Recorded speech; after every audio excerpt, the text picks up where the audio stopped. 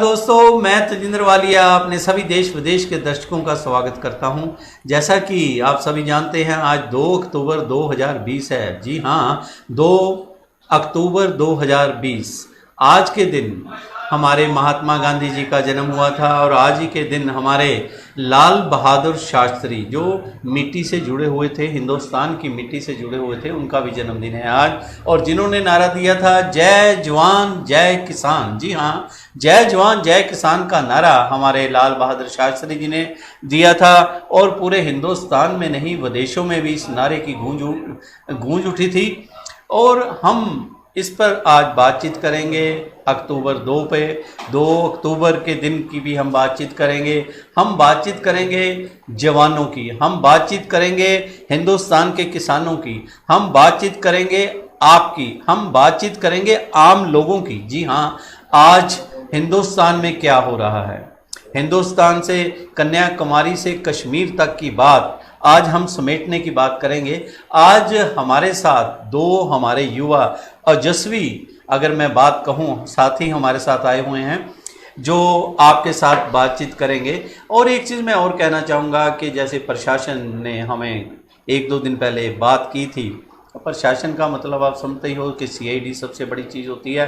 वो कहते हैं कि मिस्टर वालिया, आप ये जो प्रोग्राम कर रहे हो, इसमें जो विचार रखे जाते हैं उससे आप कहाँ तक सहमत होते हो। मैंने कहा कि अगर हमारे चैनल में कोई आकर अपनी बात रखता है, विचार तो उसके अपने होते हैं, सहमत पब्लिक कहाँ तक होती है ये पब्लिक पे डिपेंड करता है, ये हमारे पे डिपेंड नहीं करता। जो अपना विचार रखता है उसके अपने विचार हैं। हिंदुस्तान है भाई, आज़ादी है, अपनी बात कहने की सभी को पूरा हक है, लेकिन इतना बात करनी चाहिए कि जो दूसरे को बुरी ना लगे। ये हमने पहले कह रखा है। इसमें दीप एक्सप्रेस न्यूज़ के ऊपर जो अपने विचार रखता है उसके अपने विचार होते हैं।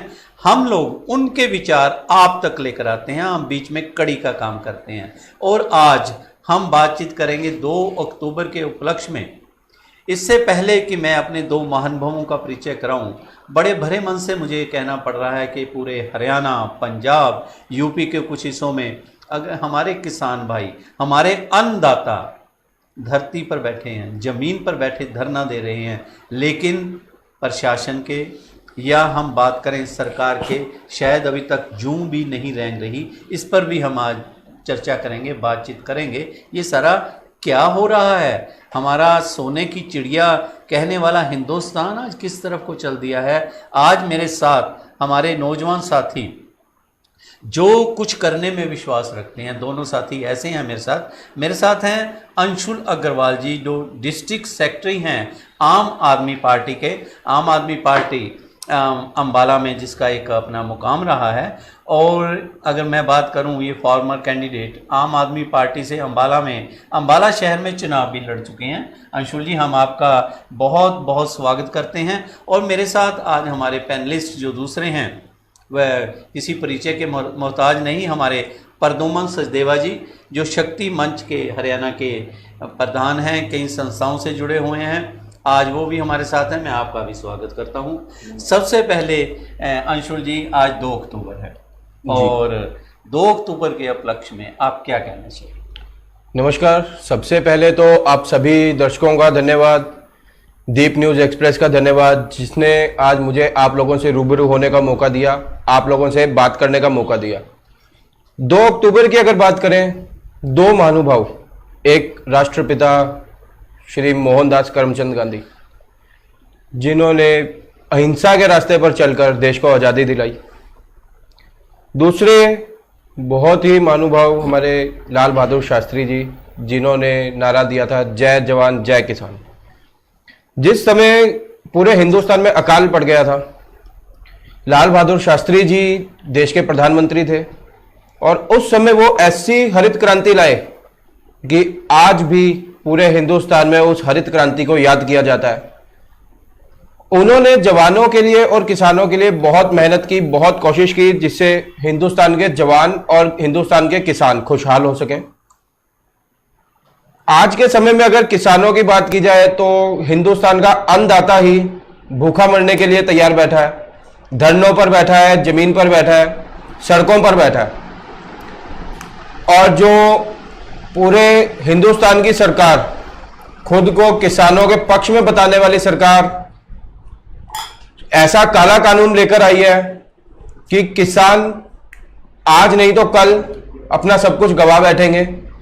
सरकार को यह सोचना चाहिए कि यदि किसान ही नहीं रहेंगे तो देश को रोटी कहां से मिलेगी। किसानों ने यदि अनाज उगाना बंद कर दिया तो कोई भी बड़ी से बड़ी कंपनी नहीं चल पाएगी। कोई कहते हैं हम बर्गर खा लेंगे, बर्गर भी कहां से खाओगे जब किसान खेती नहीं करेगा, अनाज नहीं मिलेगा तो फास्ट फूड भी कहां से खाओगे। सिर्फ 2 अक्टूबर के विषय पर तो यही बात कहना चाहूंगा, अच्छे से याद करो, जय जवान जय किसान। बहुत बढ़िया, आगे हम बातचीत जारी रखेंगे अंशुल जी।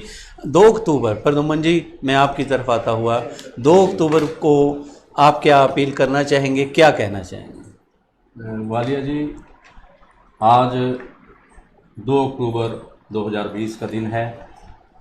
आज हमारा पूरा राष्ट्र और हमारे राष्ट्रपिता महात्मा गांधी जी की 151वीं जयंती मना रहा है और हमारे इस देश के पूर्व प्रधानमंत्री स्वर्गीय श्री लाल बहादुर शास्त्री जी की 116वीं जयंती आज हमारा राष्ट्र बड़े श्रद्धा और भाव से मना रहा है, क्योंकि ये जो महान विभूतियाँ, ये महान हस्तियाँ जो हमारे राष्ट्र के लिए एक बहुत बड़ी पूंजी थी। जिस प्रकार हमारे राष्ट्रपिता महात्मा गांधी ने सत्य अहिंसा का संदेश देते हुए सामाजिक समरसता का जो संदेश देकर इस समाज के लिए काम किया, इस देश के स्वतंत्रता को दिलाने के अंदर अहिंसा के मार्ग पर चलते हुए जिस प्रकार हमारे राष्ट्रपिता महात्मा गांधी जी का योगदान रहा, तभी उनको राष्ट्रपिता के नाम से आज तक जाना जाता है।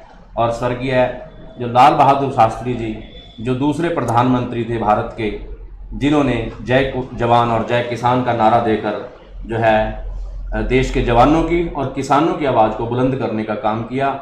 मैं अपनी ओर से, अपनी संस्था शक्ति मंच की ओर से और दीप एक्सप्रेस न्यूज़ के माध्यम से जो है उनके चरणों में, श्री चरणों में शत शत नमन करता हूं और बहुत बहुत देशवासियों को शुभकामनाएं देता हूं।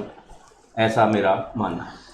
बहुत अच्छा, बहुत अच्छी बात है। मैं अपने व्यूअर्स से कहूं कि हमारा लाइव प्रोग्राम शुरू हो चुका है। आप अपने कमेंट्स, कोई अपनी बात पूछना चाहें हमारे पैनलिस्ट से, आप पूछ भी सकते हैं। आप ट्विटर पे बात कर सकते हैं, आप हमारे फेसबुक पे, आप हमारे यूट्यूब पे अपना जो भी मैसेज हो आप डाल सकते हैं, हम उसका आपको जवाब देंगे। अंशुल जी, अभी जैसे बात की हमारे साथी ने, प्रदुमन जी ने, कि 151वां हम उनका महात्मा गांधी जी का जन्म दिवस मना रहे हैं। उनका ये था, जैसे आपने अहिंसा की बात की, आज के माहौल के अंदर अगर मैं शुरू ही, क्योंकि अहिंसा की जब बात चल पड़े, हिंदुस्तान में चारों तरफ आप देख रहे हैं अहिंसा या हिंसा लोग सभी जानते हैं। लेकिन अभी कुछ दिन पहले एक ऐसी यूपी में घटना हुई, घटनाएं तो बहुत हो रही हैं, एक एक करके हम डिस्कस करना शुरू करें तो हम 24 घंटे से भी ज़्यादा हम उस पर बोल सकते हैं, डिबेट कर सकते हैं, इतनी घटनाएं हो रही हैं। हमारे एक यूपी के अंदर जो हमारी एक बहन, एक बेटी के साथ जो हुआ, घर वाले उसके कुछ कह रहे हैं जी, पुलिस कुछ कह रही है, प्रशासन कुछ कह रहा है, और फिर जब तक प्रधानमंत्री नहीं कहते, मुख्यमंत्री जी अपना आराम से बैठे हुए थे जी। इसके बारे मैं पहले अंशुल जी आपसे ही बात शुरू करूं। अगर इस बारे में बात की जाए, हाथरस यूपी जी, घटना बहुत दुखद घटना है। बहन मनीषा, जिसका बहुत ही दरिंदगी के साथ बलात्कार किया गया।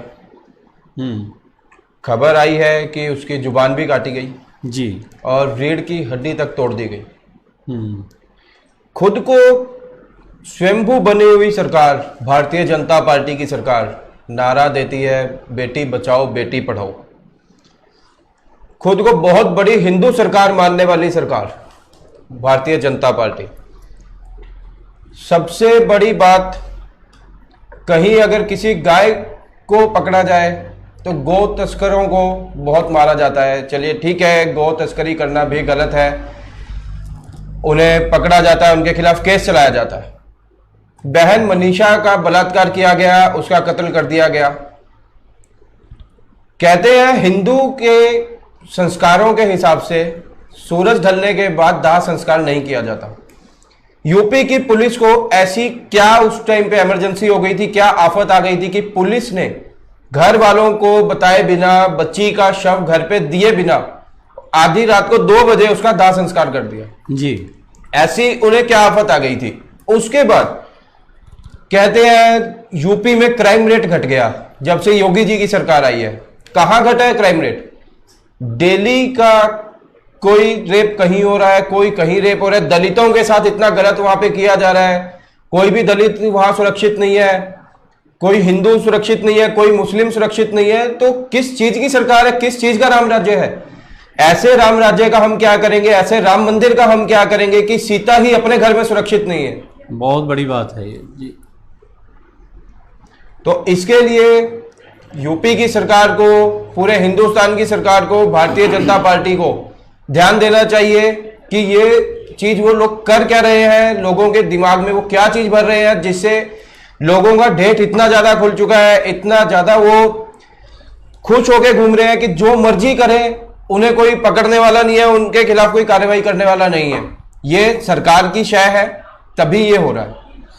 आपने बहुत बड़ी बात की कि जब तक कोई सरकारी शह ना हो या इस तरह की कोई बात ना हो, अगर सरकार चाहे तो लॉ एंड ऑर्डर की पोजीशन बहुत जल्दी ठीक हो जाती है। और वहाँ पर हाथरस में प्रेस को भी जाने से मना कर रोक रखा है, किसी लीडरों को भी, आम पब्लिक की एंट्री वहाँ पर बैन है।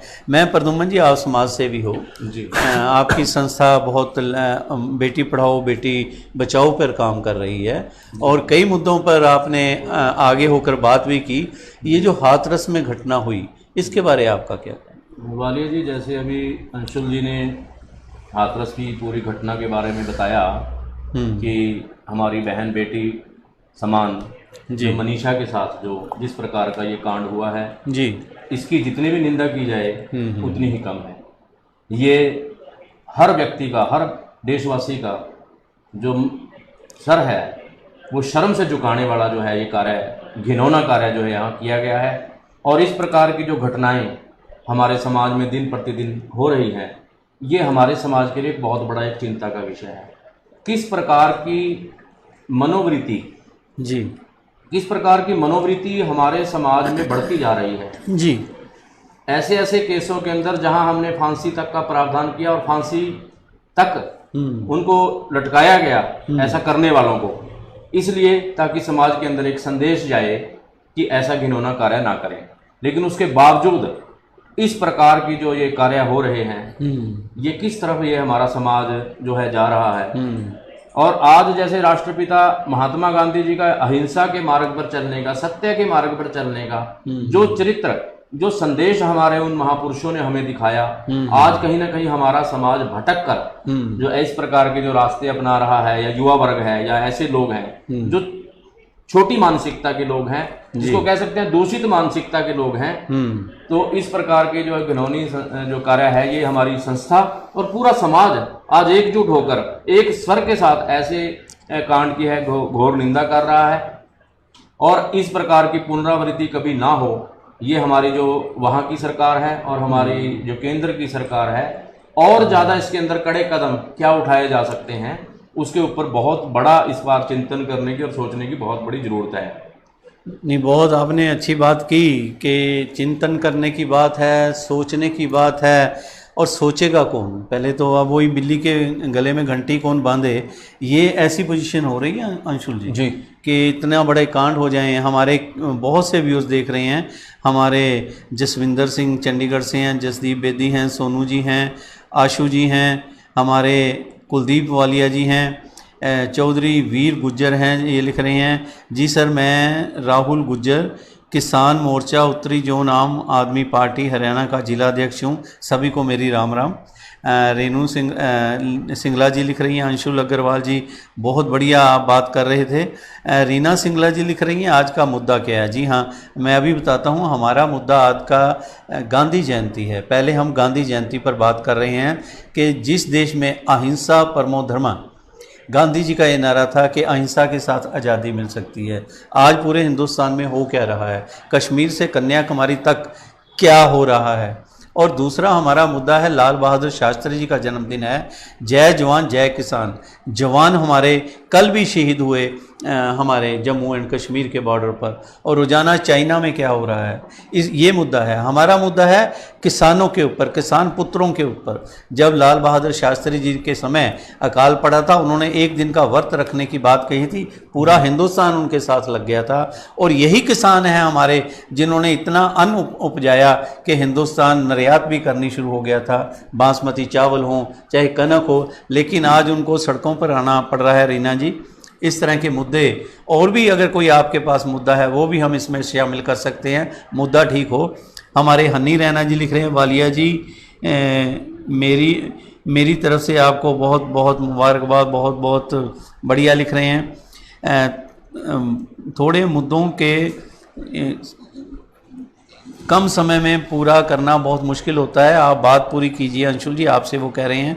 चौधरी वीर गुज्जर जी के किसानों की बात ज़रूर कीजिए, इस तरह की बात कर रहे हैं। चलिए, हम ये तो एक बहुत गंभीर मुद्दा है जो हमने हाथरस का आपके सामने लेकर आए। हमारे व्यूअर्स की इसके बारे कोई भी बात, कोई टिप्पणी करना चाहें, हम उसको बीच में शामिल करेंगे। अंशुल जी, हम बात करें अब हरियाणा सरकार की। जी। पीके दास जो IAS ऑफिसर हैं और जो सारे मंडियों को देख रहे हैं जी, उनको बहुत काबिल अफसर माना जाता है या था, जो भी हम कह सकते हैं। लेकिन इस परिकरण में शायद वो सरकार को बैकफुट पर ले गए, फाइनेंस कमिश्नर जो हैं। और हमारे किसान भाई इतनी दिक्कत में हैं, 3 दिन हो गए उन्हें दिन रात सड़कों पर वो बैठे हुए हैं जी। इसके बारे आपका क्या कहना? देखिए, जहाँ से बात शुरू हुई थी हरित क्रांति जी, अगर हम सिर्फ हरियाणा की बात करें जी, तो किसी समय में कहा जाता था देशा माँ देश हरियाणा प्रदेश।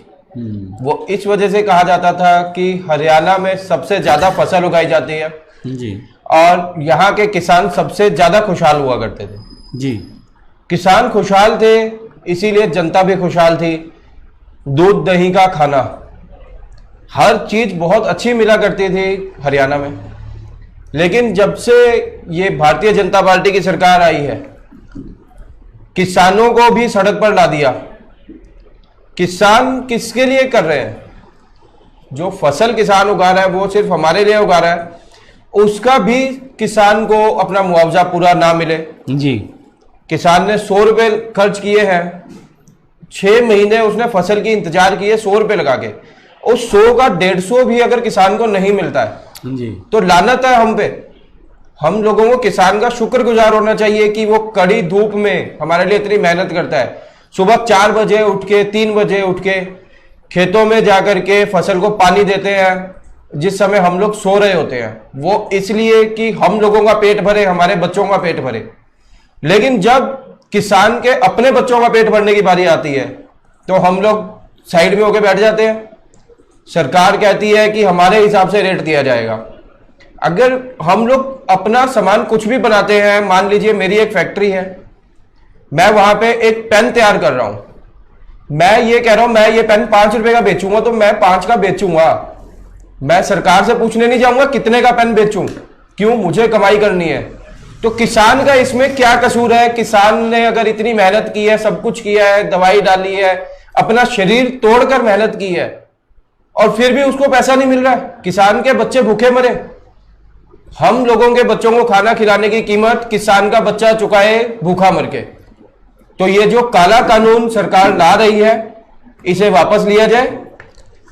यदि आपस में ही बैठकर सभी मंत्रियों ने, सांसदों ने कोई भी कानून पास करना है तो संसद बुलाने की जरूरत क्या है? संसद में तो इस बारे में कोई चर्चा की नहीं गई।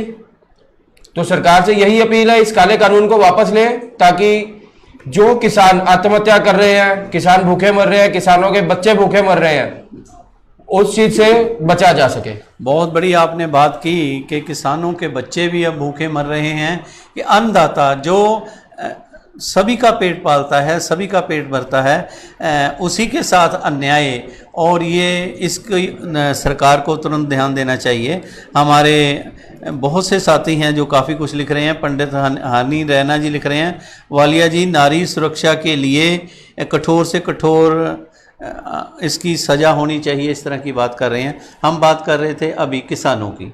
जैसे अंशुल जी ने कहा कि किसानों की पीड़ा समझनी चाहिए, इसके बारे आप क्या कहेंगे? बिल्कुल वालिया जी, जो अंशुल जी ने कहा है किसानों की पीड़ा मरे, ये बिल्कुल बहुत ही वाजिब इन्होंने उसको एक्सप्लेन किया है, क्योंकि किसान जो है हमारे देश का पेट पालता है। और मैं स्वयं क्योंकि ग्रामीण पृष्ठभूमि में जन्मा पड़ा हुआ हूँ जी, और मैं इन किसानों की गोदी में ही बड़ा हुआ हूँ जी। मैंने बहुत करीब से किसान का गिरता हुआ वो पसीना खेत के अंदर गिरता हुआ खुद महसूस किया। और हमारे दादाजी और बुजुर्ग लोग जो है स्वयं जो है किसान का काम करते थे। आज भी हमारे परिवार गांव में किसान का कार्य कर रहे हैं जी। तो किसान इतनी मेहनत करता है जी, भगवान के भरोसे अपनी फसल को उगाकर वो पैदा करता है। बिल्कुल। उसके बाद उसको ये नहीं पता लगता कि मेरी फसल ठीक ठाक से हो जाएगी या नहीं। वो गर्मी सर्दी सुबह शाम दिन रात की परवाह किए बिना खून पसीना बहाकर वो अन्न पैदा करता है। अगर कुदरत की मार उस पर ना पड़े तब जाकर उसके लिए वो अन्न तैयार कर पाता है जी। अन्न तैयार करके वो मंडी में लेके आता है, मंडी में वो बिकता है, आगे वो जाता है, फिर वो जनता के पास जाके जनता का इस पेट भरने का कार्य करता है। क्योंकि उस अन्न की जो किसान पैदा करता है हमारे देश के बच्चे बच्चे को उसकी जरूरत पड़ती है। बिल्कुल। तो किसान का जो योगदान है, तो आज क्योंकि लाल बहादुर शास्त्री जी की जयंती है और उन्हें जय जवान जय किसान का नारा दिया, आज उनको स्मरण करते हुए इन किसानों की जो हमारे किसान भाई आज सड़कों पे हैं, इनकी पीड़ा को जो समझने की जो है हमें बहुत भारी जरूरत है। और जो भी इन किसानों के यदि जो के लिए जो अध्यादेश लाए गए हैं आज उनको अच्छे से देखने की जरूरत है कि ऐसी क्या कमियां उसके अंदर हैं कि जिसके कारण से आज किसान मजबूर हो गया कि उसको सड़कों पे आना पड़ रहा है। इस विषय के ऊपर बहुत गंभीरता से लेने की जरूरत है। ऐसी नौबत कम से कम हमारा किसान जो खेतों में भी रुलता है आज वो सड़कों पे भी रुले अपने अन्न को लेके, अपने अनाज की बोरी को लेके वो कहीं बैठा हो, तो उस स्थिति जो है ये बहुत एक भयावह स्थिति हमारे समाज के अंदर ये व्याप्त हो रही है। कभी उसको सड़क पे आकर नारेबाजी करनी पड़ रही है। एक तरफ उसकी पकी हुई फसल तैयार है, दूसरी तरफ जाके उसको धरना प्रदर्शन करके अपने उसके लिए उचित मूल्य के लिए संघर्ष करना पड़ रहा है। तो जैसा अभी आपने बताया कि अधिकारी जो है बहुत ही कुशल जो है श्री पी.के. दास जी, उनको माना जाता रहा है जिस भी विभाग में वो जाते हैं, और वो कहाँ पे ऐसी कहीं कमी आ रही है कि ये सारे का सारा जो स्थिति कंट्रोल में क्यों नहीं हो पा रही, यह एक बहुत ही विचारणीय विषय है। एक बात मैं दोनों भाइयों से करूंगा, किसान नेता समय समय पर हमारे स्टूडियो में आकर बात करते रहे, कल भी आए थे और एक जब बात कर रहे थे कल अंशुल जी, उनकी आंखों में आंसू आ गए। 80 साल का किसान था। वो कहते कि एक तरफ किसान खुदकशियाँ कर रहे हैं, अभी पीछे पंजाब में बादल साहब का कोठी का घेराव कर रहे थे, वहाँ पे किसान सल्फास खा के मर गया। इस तरह के कई और, चलिए वो हम ज़्यादा बातें करते कहते अच्छे नहीं लगते। उनका ये कहना था कि फसलें हमारी पकी हुई हैं, खेतों में खड़ी हैं, घर में डंगर हैं, बच्ची है, उनका ख्याल रखना पड़ता है, उनका टोका उनकी चरी ला के डालनी पड़ती है, दूध निकालना पड़ता है, और इधर जीरी खेतों से निकाल कर यहाँ ला कर बैठे हैं कि हमें तो ऐसा पागल कर दिया इन सरकारों ने, कहते हम बता नहीं सकते, और रोने लग गए वो जी। अगर जिस किसान अगर रोने लग जाए जिस देश का जो सबका पेट पालता हो जी, तो उसका भविष्य कैसा होगा? सर, जिस देश का किसान रोएगा उस देश का भविष्य अंधकार में आएगा। क्योंकि जैसे अभी हम बात कर ही रहे थे कि पूरे देश का पेट एक किसान पालता है जी। किसान की फसल बाजार में आती है तो बाजार में पैसा भी आता है, जो और भी दुकानदार बाजार में हैं उन लोगों के पास भी काम आता है।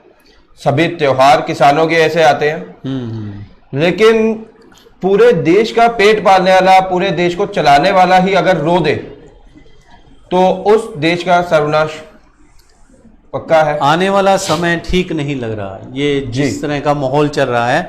हमारे वीर गुजर लिख रहे हैं, आज किसान सड़कों पे है सर, हरियाणा सरकार इसको जानबूझकर अनदेखा कर रही है। बस दो पार्टियां आपस में भिड़ रही हैं, बीजेपी को बस कांग्रेस दिख रही है, कांग्रेस को बीजेपी दिख रही है, लेकिन किसान सड़कों पे है। अगर ये सभी किसान कांग्रेस के हैं, जहां से बीजेपी के सांसद और एमएलए को चुनकर आए हैं, बैठे हैं, वहां के किसानों से मिलकर बातचीत बीजेपी सरकार क्यों नहीं कर रही, ये कहना है। इसके बारे में आप क्या कहेंगे? देखो, मैं वालिया जी, पिछली डिबेट में भी मैंने आपके पास यहाँ आके कहा था कि जो हमारे जनप्रतिनिधि हैं, उनको चाहिए कि किसान नेताओं से बात करें जी। अगर उनको ये लगता है कि अध्यादेशों के अंदर या हमने जो निर्णय लिया है वो किसान हितैषी है, तो उन किसानों को कन्विंस कराएं, हाँ। उनको सेटिस्फाई करवाएं कि ये आपके कैसे हित में है। हो क्या रहा है, ये कहीं ना कहीं या तो लैक ऑफ कम्युनिकेशन हो रहा है, या उसके अंदर ऐसा क्या लोचा है कि जो कुछ एरिया का जो किसान ज्यादा उसके लिए एजिटेशन कर रहा है। बहुत बड़ी बात आज पूरे भारत का इसके अंदर एकजुट होकर अभी तक मेरे को नहीं नजर आया, लेकिन हमारे हरियाणा, पंजाब और इन क्षेत्रों में हम खासकर जहां देख रहे हैं, मंडीकरण यही है ना जी, तीन तो इसमें मेन इस मंडीकरण के लिए जहां पे जिस इशू के ऊपर जो एमएसपी का मुद्दा है, जो अध्यादेशों के अंदर एमएसपी की जो मिनिमम सपोर्ट प्राइस जो किसान को मिलता है, जो सरकार खरीद करती है जिस फसल की जी, उसके बारे में जो किसान नेता या किसान हमारा चाह रहा है कि हमें ये एश्योर किया जाए कि एटलीस्ट हमें एमएसपी मिल देगा पहले की तरह जी। तो वो कहाँ ऐसा, उसके ऊपर क्या ऐसा पे चढ़ रहा है। एक तरफ सरकार का बयान आ रहा है बार बार, मैंने माननीय प्रधानमंत्री जी का बयान देखा कि जिन्होंने ये स्वयं बयान दिया कि एमएसपी इनका बरकरार रहेगा। मैं यहीं पे आपको आपकी बात आगे बढ़ाऊं कि किसानों से हमने ये पूछा, बातचीत की, उन्होंने ये कहा कि प्रधानमंत्री जी ने तो ये भी कहा था 15 लाख आपके खाते में आ जाएंगे। प्रधानमंत्री जी तो कहते बहुत कुछ कह रहे हैं। अगर 3 बिल रिटर्न के अंदर संसद में पास हो सकते हैं बगैर बहस किए, और राष्ट्रपति जी संडे को उसके ऊपर मोहर लगा सकते हैं, तो उसके अंदर किसानों की सिर्फ एक डिमांड है। मैं दोनों से कर रहा हूं क्योंकि मैंने तीनों बिल पढ़े हैं, मैं भी कहीं ना कहीं इन्वॉल्व रहा हूं जब सर्विस में था इन बिलों के अंदर, क्योंकि कोऑपरेटिव मेरा भी महकमा रहा है थोड़ी देर। तो उसके अंदर ये किसानों की सिर्फ बिल्कुल एक लाइन की डिमांड है कि एमएसपी आप कह रहे हैं हम देंगे, कि एक लाइन उसमें लिख दो कि हम एमएसपी पे ही किसानों की फसल कम से कम खरीदी जाएगी, अगर कोई इससे कम रेट पे लेता है तो उस पर एक्शन किया जाएगा। तो इसमें गलत भी क्या है? एक तो इस विषय पे आपने मैं साथ ही एक क्वेश्चन और आपसे कर लें दोनों से। हमारे रैना जी लिख रहे हैं, भाजपा सरकार किसानों की फसल खरीदने के झूठे वादे कर रही है, किसान का सारा धान सड़कों पर पड़ा है, 5 एकड़ की बात होती है पर 5 क्विंटल भी नहीं खरीदा जा रहा। इसके बारे में पहले आप क्या कहेंगे? जी, जैसे झूठे वादों को, जी बिल्कुल, जैसे अभी आपने बात की कि किसी भी बिल को पास करवाने के लिए जो सरकार को अपने फायदे में दिख रहा है, उसके लिए राष्ट्रपति जी रविवार को भी स्टैंप लगा सकते हैं। तो क्या किसानों का जो मुद्दा है इसको शांत करने के लिए जब प्रधानमंत्री जी अपने मुंह से बोल रहे हैं कि हम एमएसपी देंगे, एमएसपी आप दे रहे हैं, ठीक है, रिटर्न में दे दीजिए ना, राष्ट्रपति की स्टैंप लगवा के बिल पास करवा के आप रिटर्न में दे दीजिए। उसके बाद जो भारत सरकार लॉ ला रही है कि आप लोग खुली मंडियों में भी अपना राशन बेच सकते हैं, उसमें एमएसपी किसान को नहीं दिया जा रहा। उसमें कहीं पे अभी ये क्लियर नहीं किया गया है कि आप खुली मंडी में बेचेंगे तो आपको एमएसपी मिलेगा, कि एमएसपी पे आपकी फसल सेल की जाएगी। सबसे पहले तो खुली मंडी में बेचने का मतलब ही नहीं बनता, क्योंकि अगर मेरे पास पैसे ज्यादा है, मैं किसी भी किसान से खरीद कर अपना गोदाम भर लूंगा, स्टॉक कर लूंगा, जिससे क्या होगा, मेरे पास स्टॉक है तो मैं तो ब्लैक मार्केटिंग करूंगा। अगर किसी के बारे में बात की जाए तो वो ब्लैक मार्केटिंग करेगा जिसके पास स्टॉक है। तो सरकार को ये चीज रिटर्न में देनी चाहिए कि जिसके पास खुली मंडी का तुम ठेका दे रहे हो, सबसे पहले तो वो एमएसपी पे खरीदेगा, उसके बाद जितनी भी फसल उसने खरीदी है उसका पूरा ब्यौरा सरकार को दिया जाएगा कि मैंने इतनी फसल खरीदी है और इस जगह पे मैंने इतनी फसल बेच दी, ताकि ब्लैक मार्केटिंग ना हो सके। बहुत बड़ी बात है। आप क्या कहेंगे इसके बारे में? वालिया जी, जहाँ तक आपने ये प्रश्न उठाया कि उनकी एक लाइन की डिमांड है जी, मुझे इसके बारे में, क्योंकि आपने कहा कि आपने तो अध्ययन किया है जी, मुझे ये शायद अभी इसकी जानकारी पूरी तरह से नहीं है कि क्या इन अध्यादेशों से पहले जी, ऐसी कोई सरकार द्वारा लिखित में नोटिफिकेशन थी जिसको निरस्त किया गया। सरकार पहले एमएसपी देती थी, क्या वो कमिटमेंट के बेस पे देती थी, जुबान के बेस पे देती थी, या उसके लिए कोई नोटिफिकेशन थी? यदि तो सरकार की पहले कोई नोटिफिकेशन थी रिटर्न में, फिर तो रिटर्न में बनता है। यदि हम सरकार के ऊपर विश्वास करते थे कि सरकार तय कर देती है, जो कोटा वो लेती है वो खरीदती है, यदि सरकार जुबान से कहती थी, सारी सरकारें करती आई हैं, चाहे कोई भी सरकार रही है, जब से देश आजाद हुआ है हमारा, जब से यहाँ का सरकारें बनी हैं, यदि सरकारें एक कमिटमेंट करती थी कि हम सरकारी खरीद जितनी हम कोटा है हमारा, हम वो उस पे रेट पे खरीदेंगे, वो कमिटेड होता था, उसके लिए स्पेशल नोटिफिकेशन नहीं होती थी। तब तो नोटिफाई करने के लिए जी, तब तो हमें विश्वास ही करना पड़ेगा ना। जैसे हमारे उप मुख्यमंत्री ने कहा वालिया जी, जी, जी, जी, कि एमएसपी के लिए सरकार कमिटेड है, और जिस दिन मेरे को लगेगा कि सरकार कमिटेड है, जिस दिन मेरे को लगेगा मैं स्वयं भी जो है पीछे हट जाऊंगा, सरकार से कदम खींच लूंगा, जिस दिन मेरे को लगेगा एमएसपी नहीं मिल रहा। आप पछताए क्या हो जब चिड़िया चुग गई। लेकिन मैं आपकी बात, मैं साथ ही साथ आपकी बात का जवाब दूं।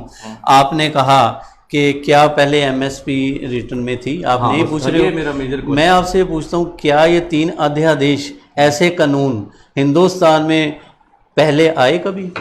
पहले तो उनको मैं देखो, मैं किसानों के हित में हूँ, किसानों का कहीं पे भी अहित नहीं होना चाहिए। जी, जी, जी। लेकिन यदि सरकार ने, मैं वाले जी एक चीज मैं जरूर कहता हूँ, ठीक कह रहे हो, इतने बड़े वोट बैंक को सरकार कभी भी ये रिस्क नहीं लेगी कि उसके कोई अध्यादेश वो उसके नुकसान में लेके आएगी।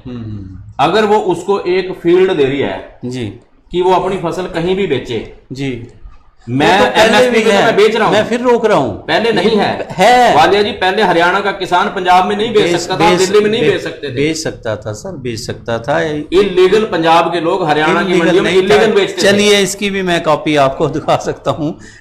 हमारे रीना जी लिख रहे हैं, अंशुल जी या सदेवा जी, हरियाणा में किसान की स्थिति शुरू से ही खराब है, किसान की समस्या खत्म नहीं होती, अंत में समस्या खत्म करने के लिए किसान रस्सी को चुनता है। रस्सी को समझ रहे हो क्या कह रहे हैं? फांसी का हाँ, तो ये हाल है, ये हमारे व्यूअर्स लिख रहे हैं। और हमारे एक और व्यूअर्स लिख रहे हैं, विपक्ष की भूमिका सिर्फ किसानों ने खुद निभाई है वालिया जी, उसके बाद कांग्रेस अपनी राजनीति के लिए आई, लेकिन हरियाणा के किसानों ने कांग्रेस की सरकार और बीजेपी की सरकार दोनों को देखा है, इसका अब तीसरा अल्टरनेटिव उनको ढूंढना पड़ेगा, ऐसा हमारे व्यूअर्स का कहना है। और एक मैं और ले लूँ साथ ही, हनी जी लिख रहे हैं, भाजपा सरकार किसानों की फसल खरीदने में झूठे वादे कर रही है, ये तो इन्होंने पहले भी कहा है। राजेंद्र जी लिख रहे हैं, मैं अंशुल जी पूछना चाहता हूँ कि ये तीनों अध्यादेश कब और कैसे किसने बनाया था, जनता के सामने स्पॉट करें, किस सिस्टम पर इसको लागू कर रहे हैं? भाई ये तो किसी को भी कहते हैं जी, तीनों कानून किसने कब और कैसे बनाए? देखिए, ये भारतीय जनता पार्टी की सरकार है, जो लोगों ने इन्हें इतना बहुमत दिया है, तो उसमें ये जितने भी कानून बनाते हैं, जो भी अध्यादेश लाए जाते हैं, ये रातों रात करते हैं, जिसकी जनता को भनक तक नहीं लगने देते जी। ये तो हमारे पास सिर्फ बाद में नोटिफिकेशन आता है कि ये अध्यादेश लाया गया है, और अभी तक जितने भी अध्यादेश लाए जा रहे हैं, मुझे नहीं लगता है कि ये जनता के हित में या किसानों के हित में होगा जी। जितने भी लोग सपोर्ट कर रहे हैं, किसी भी पार्टी को सपोर्ट जो करते हैं, मैं किसी के खिलाफ नहीं बोलता हूं जी, लेकिन सिर्फ इतना ही कहूंगा कि जो लाल बहादुर शास्त्री जी ने नारा दिया था उसी को दोहराऊंगा, जय जवान जय किसान। सिर्फ जवान और किसान के बारे में सोचिए, तभी हमारा देश तरक्की कर सकता है, तभी हमारे देश की हालत सुधर सकती है जी। आप लोग किसी भी पार्टी के बारे में मत सोचिए। मैं आम आदमी पार्टी से हूं, मैं ये भी नहीं कहता कि आप आम आदमी पार्टी पे विश्वास कीजिए, सिर्फ उस पे विश्वास कीजिए जो जवानों और किसानों के लिए भले का काम करना चाहें और कर रहे हो जी, तभी देश में सुधार आएगा। बहुत बड़ी आपने बात की कि इन्होंने कहा कि आप किसी भी राजनीतिक पार्टी पे विश्वास ना कीजिए, समय ऐसा आ गया है प्रदुमन जी, समय ही ऐसा आ गया है कि लोग, किसान ही क्यों, आम जनता इतनी जागरूक हो गई है, शायद पॉलिटिकल पार्टियों पर विश्वास करना वो छोड़ दे। हमारे एक रीना जी हैं, वो लिख रही हैं, मरता है किसान तो मरने दो। वो कह रही हैं मरता है किसान तो मरने दो, कोई शिशान थोड़ी है, उजड़ता है खेतों उजड़ जाने दो, कोई कंगना का मकान थोड़ी है। क्या बात है, अगर लोगों में इस तरह की जागृति आनी शुरू हो जाए तो इसके बारे में आप कुछ कहेंगे? ये जागृति आनी तो अच्छी बात है, लेकिन हमें किसी चीज़ को एक बार संयम और धैर्य के साथ भी उसको स्टडी करने की भी जरूरत है। केवल हम अब वालिया जी, पिछले दिनों मैंने देखा कि किसानों ने इस अध्यादेश के विरोध में एक ट्रैक्टर रैली निकाली, और ऐसे ही सिमिलरली कुछ किसानों ने इसके पक्ष में भी रैली निकाली ट्रैक्टरों के ऊपर। तो कंफ्यूजन कहाँ है? या तो कहीं ना कहीं इसके बारे में क्लियर नहीं किया जा रहा। सर्वदलीय अगर बैठक बुलाकर अगर अध्यादेश लाए जाते तो और ज्यादा अच्छा रिजल्ट आता जी। सबके विचार से अगर एक ऐसा मसौदा तैयार कर लिया जाता तो शायद वो जो नेता आज अगर कहीं किसी स्टेज पे जाके कोई बात कर रहे हैं तो शायद ना कह पाते। अभी वालिया जी, मैंने पिछले दिनों में सोशल मीडिया पे एक पुरानी इस सरकार से पहले की वीडियो भी वायरल होती देखी, जो पिछली सरकार ने इस अध्यादेश का सपोर्ट किया जी, जिसके अंदर उस पार्टी के एक बहुत बड़े नेता लोकसभा के अंदर बोलते हुए ये कह रहे थे कि हम तो बिचौलिया बीच में से निकालना चाह रहे हैं। और उस टाइम वो लोग सरकार को कह रहे थे, जो आज पक्ष में है, उस टाइम वो विपक्ष में थी जी, कि हम बिचौलिया निकालने की बात कर रहे हैं, आप बिचौलियों को फायदा पहुंचाने की बात कर रहे हैं। तो आज स्थिति उल्ट है, आज वो विपक्ष में है, दूसरा पक्ष सत्ता पक्ष में है। आज ये कह रहे हैं कि हम तो बिचौलिया निकाल के बीच में से किसान का फायदा करने की बात कर रहे हैं, और वो लोग आज कह रहे हैं कि नहीं ये गलत है। तो कहीं ना कहीं पॉलिटिकल इशू ना होके किसान के हक का इशू जरूर होना चाहिए, मैं तथ्यों पे आधारित होना चाहिए। मैं आपकी बात बड़ी कर दूं कि मैंने परसों इसी चैनल पे हमने बैठ के मैंने एक बात की थी कि अगर कोई इस पे बहस करना चाहे, क्योंकि मैंने जो अध्यादेश आप पुराने की बात कर रहे हो वो भी है मसौदा, और जो नवा बन के आया है, यही तो फर्क है। उस पे आम पब्लिक को सुनिए स्टडी का मैं बता रहा हूँ कि जो अब 3 अध्यादेश आए हैं, जिस पुराने अध्यादेश की आप बात कर रहे हो, किसी और पार्टी जो लेकर आई थी, उसमें और इसमें 50% चेंज हो गया है। एक एक लाइन, एक एक शब्द का मतलब विल और शैल का, क्योंकि आप तो ऑफिसर हो, आप तो सोशल पार्टियों से जुड़े हुए हो, एक इंग्लिश में अगर लाइन लिखी जाए उसमें विल और शैल है क्या, एक शब्द ही है, उससे पूरा सेंटेंस चेंज हो जाता है। ये तो भाई इतने दिमाग लगे हुए हैं, और इसमें काफ़ी कुछ चेंज हुआ है उस बिल में। चलिए ये आज इस पे अगर हम बहस करना चाहें, कोई भी करना चाहे, किसी भी पार्टी का करना चाहे, चाहे वो भाजपा का हो, कांग्रेस का हो, किसान नेता तो बात कर ही रही है, मैं किसानों के पक्ष में बोलूँगा। अगर कोई बात करना चाहे, हमारा मंच खुला है, आए, हम उस पर बहस करने के लिए तैयार हैं। अगर बहुत बड़ी बात मैं कर रहा हूँ, चलिए खैर, हमें बहुत से हमारे नेता, बहुत से हमारे साथी ये बात हमें लिख रहे हैं, बहुत कुछ लिख रहे हैं। अब हम थोड़ा सा अपने विषय को दूसरी ओर लेकर आते हुए कि एक लाइन में, एक या 2 सेंटेंस में आप किसानों को या सरकार को क्या कहना चाहेंगे? देखिए, मैं सिर्फ एक छोटी सी बात कहना चाहूँगा। जिस तरीके से पूरे देश में सबसे पहले जी हमारी दिल्ली की सरकार आम आदमी पार्टी ने स्वामीनाथन रिपोर्ट लागू की, भारतीय जनता पार्टी का भी वादा था कि हरियाणा में सरकार आएगी तो हम स्वामीनाथन रिपोर्ट लाएंगे, लेकिन दूसरी बार सरकार आ चुकी है। दूसरी बार सरकार आए हुए भी 1 साल हो चुका है, मतलब पिछले 6 साल के कार्यकाल में ऐसा क्या हुआ कि किसानों के खिलाफ तो जो अध्यादेश है जी, वो तो रातों रात लागू हो गया। कोरोना महामारी के दौरान भी जब ऑफिसेज खुल नहीं रहे, गवर्नमेंट ऑफिसेज नहीं खुल रहे, संसद भी बहुत टाइम के बाद खुली, तब सरकारों के खिलाफ, किसानों के खिलाफ अध्यादेश जारी किया गया। लेकिन स्वामीनाथन रिपोर्ट पिछले 6 साल से लागू नहीं की गई है। जब सवाल पूछा जाता है तो कहते हैं तैयार पड़ी है। अरे अगर तैयार पड़ी है तो उसको लागू क्यों नहीं कर रहे हो? दिल्ली में जब आम आदमी पार्टी की सरकार पूरी पावर ना होते हुए भी स्वामीनाथन रिपोर्ट को लागू कर सकती है, तो हरियाणा में बीजेपी की पूरी पावर के साथ सरकार क्यों नहीं कर सकती? सिर्फ इतना ही कहूंगा कि जल्दी ही स्वामीनाथन रिपोर्ट लागू की जाए जिससे किसानों को फायदा मिले। बहुत बड़ी आपने बात की। जो 1 मिनट में आप भी कोई किसानों की या सरकार की कोई बात रखनी चाहें 1 मिनट में। मैं वालिया जी इस सारे विषय पे एक ज़रूर कहना चाहूँगा कि फसल जो है मंडियों में इस टाइम पे तैयार पड़ी है। सरकार को मैं आपके दीप एक्सप्रेस न्यूज़ चैनल के माध्यम से एक अपील ज़रूर करना चाहूँगा कि अभी वर्तमान में, क्योंकि इस समय जो है फसल तैयार होकर मंडियों में पड़ी है, इस समय लड़ने का समय नहीं है या ज़्यादा इस पर डिटेल में जाने का समय नहीं है। किसान का एक एक दाना जी जो उसको बिना किसी तंगी के जी जो एमएसपी पे जो आपने कमिट किया है, एक एक दाने की खरीद बड़ी सुचारू ढंग से होनी चाहिए जैसा किसान चाह रहे हैं जी। और ये जब सीजन खत्म हो जाए उसके बाद इस सारे मसौदे के ऊपर आपस में मिल बैठकर यदि इसमें कोई अमेंडमेंट की जरूरत पड़ती है किसान के हित में तो वो किया जाए, या किसान को ये समझाया जाए कि इसी में आपका क्या हित है। लेकिन अच्छा एक हेल्दी डिस्कशन के बाद, मतलब किसी को यूं ना लगे कि मेरे साथ कोई ज्यादती हुई है, ऐसा भाव कम से कम किसान के अंदर ये पैदा नहीं होना चाहिए। नहीं, बहुत बड़ी बात है। हमारे एक दर्शक लिख रहे हैं, अंशुल जी, यह अध्यादेश पहले कांग्रेस लाई थी, जो बात अभी आपने की हुई है, तब बीजेपी के लोगों ने कपड़े उतार कर कपड़े फाड़ कर विरोध किया था, क्या वो किसान थे? देखिए, ये तो पॉलिटिकल इशू बनाने वाली बात है कि जिस चीज का विरोध पहले बीजेपी ने किया और अब उसी चीज को बीजेपी ला रही है।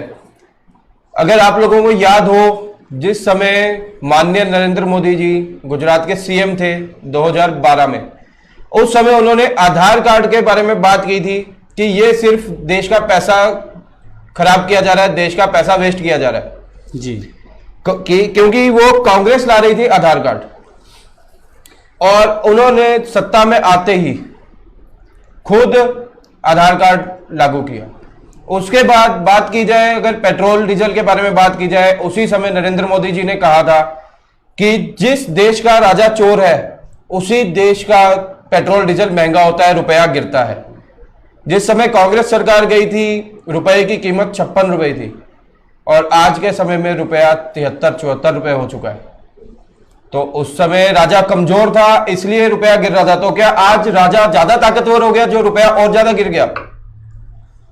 इसीलिए सिर्फ पॉलिटिकल इशू ना बनाया जाए, बात की जाए तो किसानों के हित में बात की जाए। बहुत बड़ी बात की अंशुल जी ने कि इस वक्त कोई हमें राजनीतिक रोटियां सेकने का समय नहीं है, चाहे वो कांग्रेस है, चाहे भाजपा है, चाहे आम आदमी पार्टी है, चाहे कामरेड हैं, चाहे अकाली दल है। पंजाब में क्या हो रहा है कि कांग्रेस को छोड़ के अकाली दल के ही झंडे लगने शुरू हो गए।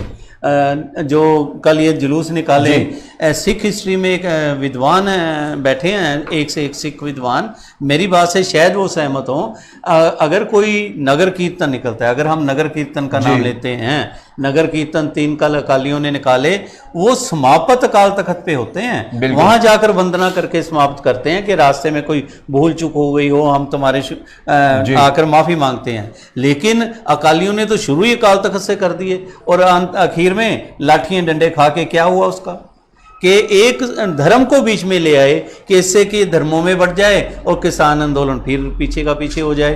पॉलिटिकल पार्टियां भी ये कर रही हैं। कम से कम हमें सभी को किसानों की बात करनी चाहिए।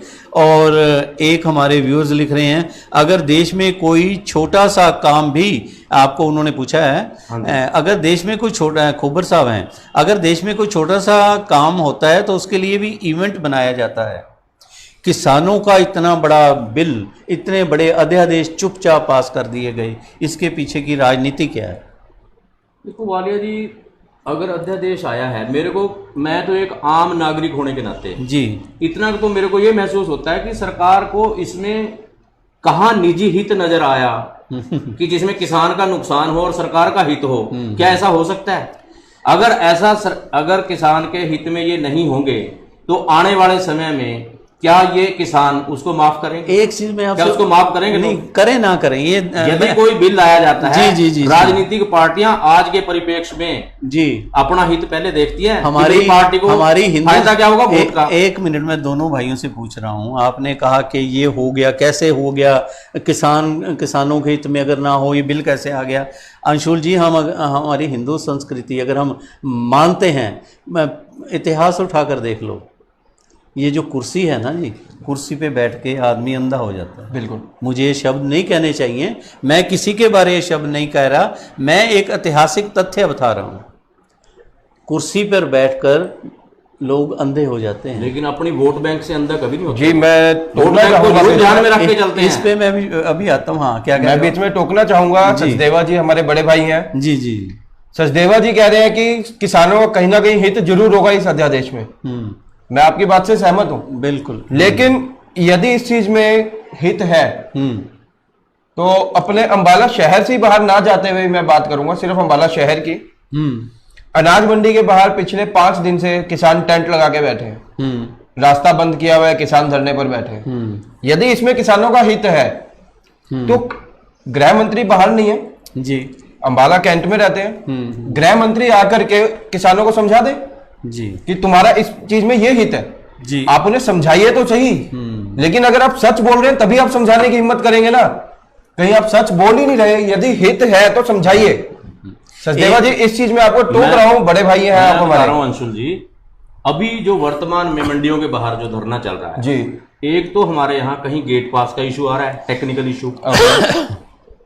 किसान यूनियन के जो नेता हैं अपने चडूनी जी, उन्होंने ये बयान दिया था पिछले दिनों में कि अभी हम अपनी फसल का एक बार ये बेचने के बाद, सीजन के बाद जब हम फ्री हो जाएंगे, हम अपने एजिटेशन को दोबारा से शुरू करेंगे। एक बार हम अपनी फसल को, अब एमएसपी सरकार कमिटेड है, एमएसपी पे सरकार खरीदने को तैयार है। कहाँ खरीद? अब दिक्कत क्या आ रही है? खरीद रही है भाटिया जी। उसमें कोई ये कह दे कि मेरे एमएसपी नहीं मिलेगा, ऐसा कुछ नहीं। अव्यवस्था कहीं हो रही है कि कई बार किसान ने, जिन्होंने सबने कर दी, उन्होंने पोर्टल बना दिया। अब पोर्टल के अंदर टेक्निकल इशू ये आ रहा है कि उसका गेट पास कटेगा, वो चीज खरीदी जाएगी। ऐसे ही किसी ने ट्राली लगा दी। जो पहले क्या होता था वालिया जी, मान लो पंजाब का अनाज भी यहाँ पे गिरता था अवैध रूप से, उसकी ढेरियां लग जाती थी, बोली होके बिक जाता था वो। जितना 10 एकड़ में फसल हमारी होनी चाहिए, अब इन्होंने, सरकार ने एक पोर्टल बनाया, इन्होंने तय कर दी कि एक में उपज कितनी हो सकती है, उससे भी ज्यादा तय कर दी कि 10 एकड़ है मेरे पास जमीन, मैं 10 एकड़ से कितनी फसल नॉर्मल पैदा करता हूँ एवरेज, और उससे भी ज्यादा दे दी कि आप इतनी बेच सकते हो।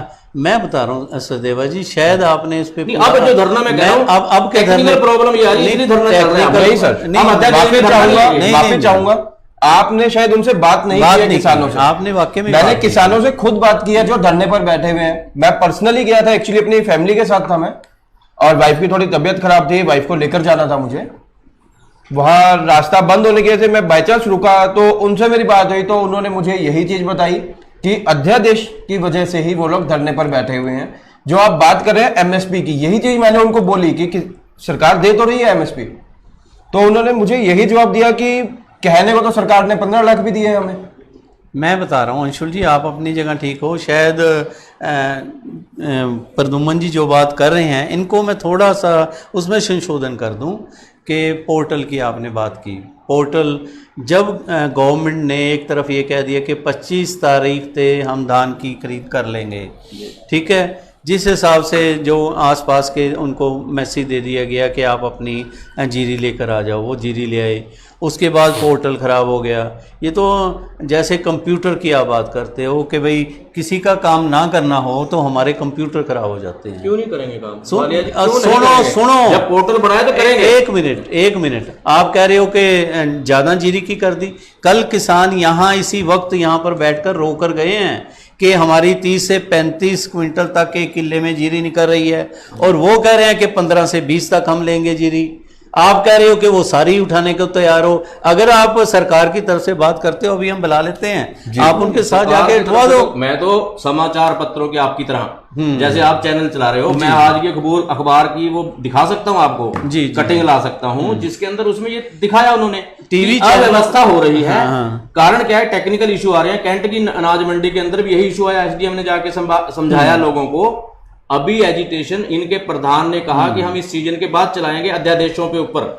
अभी क्योंकि मेरा अनाज इमीडिएटली उसका सेटल नहीं हो पा रहा, जो फौरी तौर पे जो हमें समस्या आ रही है किसान भाई को, उसके कारण से किसान परेशान है। वो मंडी में लेके बैठा, बिक नहीं रही है। आपका तो हमारे एक व्यूअर्स लिख रहे हैं, दोनों भाइयों से पूछ रहे हैं, यह कैसा हित है जो हित लेने वाले को ही समझ नहीं आ रहा। आपकी बात बड़ी बहुत बार नहीं समझ में एक आता। और हाँ जी, वो पागल है ना वो तो। नहीं, क्या सारी दुनिया ही ना समझ और बेवकूफ है? वालिया सिर्फ जी, आप और आपकी सरकार ही समझदार है। 370 को लोगों को लगता था, बहुत से हमारे हिंदुओं को भी लगता था कि धारा 370 इस देश के हित में नहीं है, लेकिन आज जब हो गई है, क्या उनको लग रहा है कि हित में नहीं है? किसान में हिंदू नहीं है? नहीं, आप हिंदुओं की बात लेकर बैठे, इम्प्लीमेंट 370 की आप अभी तो क्या है, बरगलाया जा रहा है। हाँ, 15 लाख आपके राजनीति की जा रही है, आप वो कुछ जोरों पे है। सर एक इस बारे में छोटी सी बात कहूंगा, जो बात मैंने पहले कही कि अगर इतना ही हित है सर किसानों का, तो उन्हें आप समझाइए ना। अगर मुझे किसी चीज के 100 रुपए मिल रहे हैं, आप मुझे 110 देना चाहते हैं, तो आप मुझे समझाओगे, तभी मुझे समझ आएगा ना सर। अब कोई मैं ना समझ तो हूं नहीं। अब कोई समझने के लिए तैयार ही ना हो तो सर क्या किया जा उसके सकता बाद दूसरी बात, सारे वॉकआउट करके लोकसभा में यदि चर्चा बिल लाया गया तो कितने सांसद वहां पे रहे जी? सर वॉकआउट हुआ तो पास क्यों करके आप बहस करते हैं? सर वॉकआउट हो गया तो पास क्यों हुआ? पास नहीं होना तभी पास हुआ नहीं होना वॉकआउट चाहिए, करोगे पास। तो आप पास हो जाएगा। नहीं। सर दूसरी बात, इसके बारे में एक और बात करूंगा। टेक्निकली क्या चलिए आपकी बात में प्रेजेंट होते हैं उस पे वोटिंग होती है। लोकसभा एक बार चल गई, आके वॉकआउट कर गए अगर, तो इसका मतलब आपके बस का नहीं है विरोध करना, आप उसका बायकॉट करके बाहर चले जाते हैं। छोटी सी बात कहूंगा, इस चीज में मैं टोक रहा हूं आपको। आपकी सारी बात मैंने बड़ी कर दी।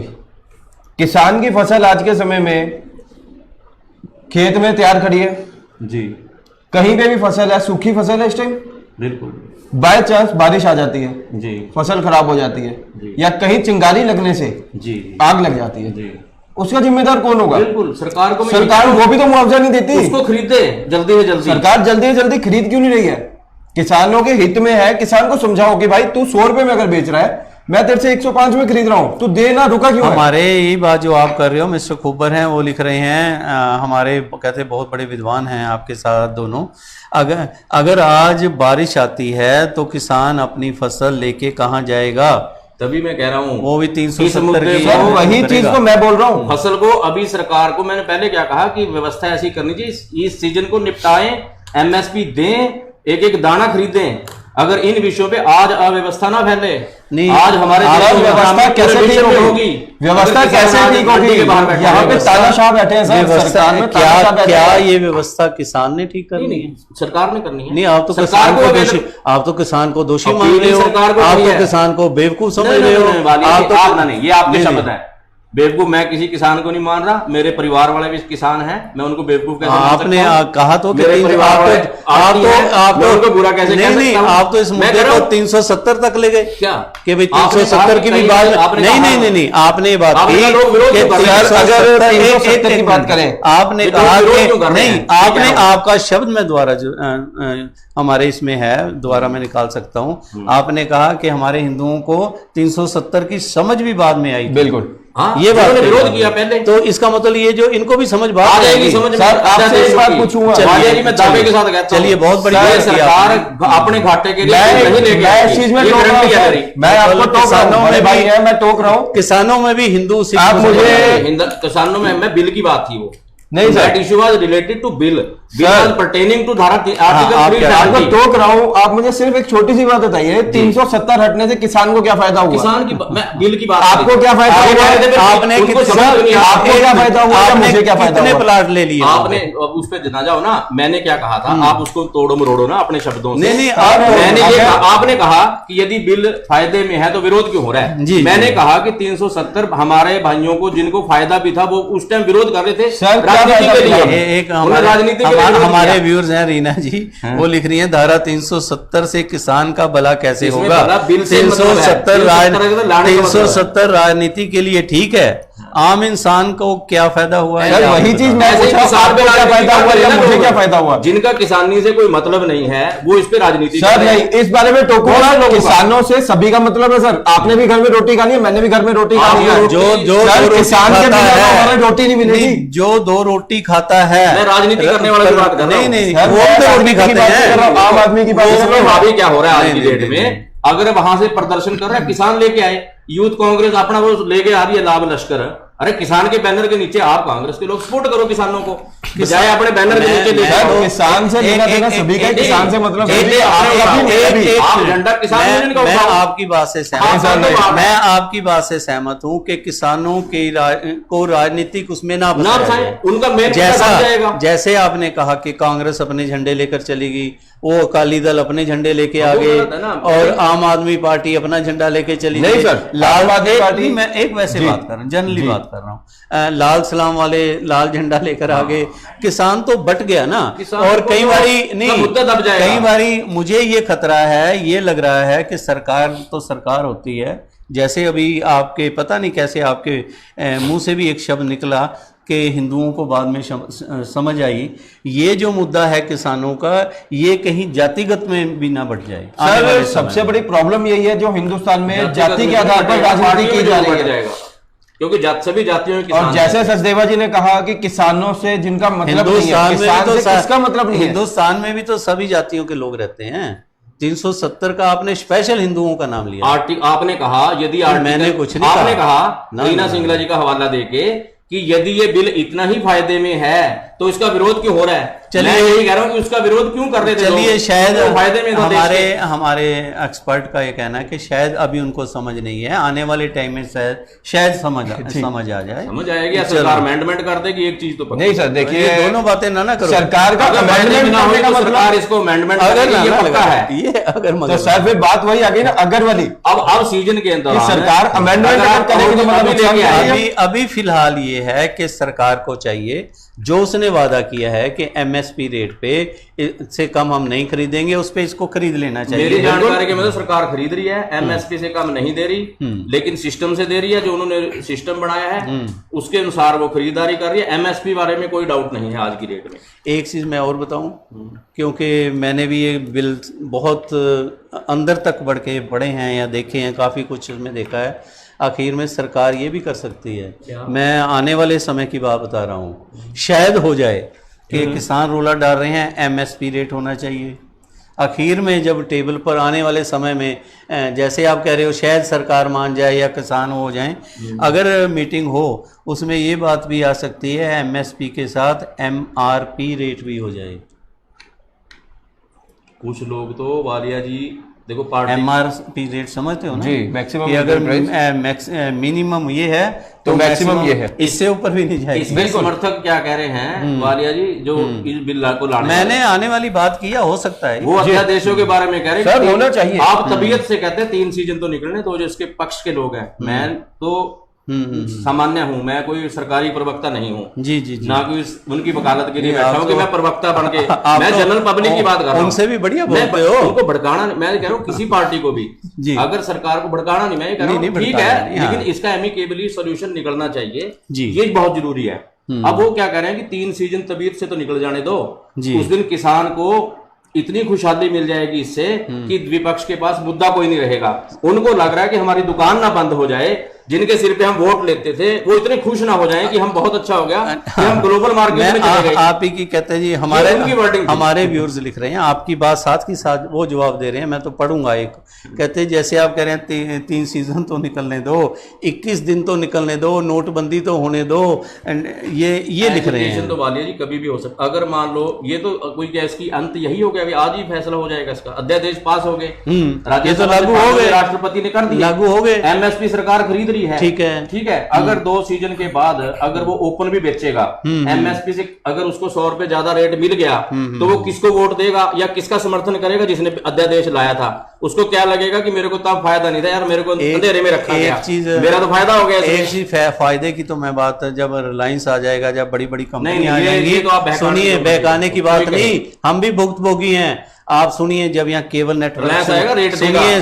सुनिए रेट देगा, आप लोग बाद में फिर पछताते हो। बिल्कुल। मैं बता रहा हूँ, जब यहाँ पे केबल टीवी अंबाले की मैं बात करता हूँ, केबल नेटवर्क शुरू हुआ 50-50 रुपए में, आप देखते थे नहीं जी? देखते थे नहीं? हाँ, देखते थे। सब कुछ हम जो बिल्कुल जिनके पास देखते थे। चैनल थे आप देखते थे। उसके बाद ये बड़ी बड़ी कंपनियां आई, उन्होंने आपको आज लालच के दे समय में दिया। 300 रुपए देना सुनो पड़ते हैं। सुनो कि आप 2 महीने फ्री देखिए, 2 या 3 महीने फ्री कर दिया। वो जो छोटे छोटे ऑपरेटर थे आपके पीछे पीछे घूमते रहे, यार हमें 50 रुपए तो दे दो। हमारे जैसे लोग ये कहते थे भाई हम तो फ्री देख रहे हैं, तो अपनी तार तार ले। बिल्कुल। 3 महीने बाद, उसके बाद 4 महीने बाद उन्होंने 200 किए, 250 किए, अब 300 रुपए दे रहे हो आप, 300 से भी ज्यादा। बिल्कुल। छोटे व्यापारी, आपके तो अपने रिश्तेदारों की भी दुकानें होंगी शायद, हों किसी की किराने की, किसी चीज की भी। अब बड़े बड़े मॉल आ रहे हैं, उनसे पूछ के देखो। आप कह तो रहे हो किसान तो अपने घर में ही घसियारा बन जाएगा, बिल्कुल। अगर सरकार ने इस और पूरी तरह ध्यान ना दिया। उसके अंदर मैन्युफैक्चरर है रिलायंस, इसके अंदर मैन्युफैक्चरर है किसान। किसान की मर्जी है, वो कहीं बेचेगा अपनी चीज को, उसको सर, जहां वही- दो पैसे फालतू सर, वही बात तो हम कर रहे हैं। वहां बेच रहा है। सर, वही ये बात केबल हम का कर एग्जांपल रहे दे रहे हैं। हैं। केबल के वही अंदर बात तो नहीं उसके कर अंदर वो रहे हैं। ऑपरेटर था, वो सर्विस प्रोवाइडर था। यही यहाँ किसान है, उल्टा यहाँ व्यापारी किसान है। किसान भी वो प्रोवाइडर खरीद रहा है, है वो इसलिए। भी अपनी कनक लेके बैठा है सर खरीद। ऐसा है ना, तो खरीद रहे हैं। सरकारी मंडी सरकार बंद कर देगी। किसान देख रहे हैं मेरी फसल खेतों में पड़ी है या मेरी फसल सड़क पे खड़ी है, सरकारी मंडी का रेट 100 रुपए है, आप जाएंगे सचदेवा जी कहेंगे यार मैं तो 90 रुपए में खरीदूंगा, किसान कहेगा चलो जी 90 में खरीदो आप।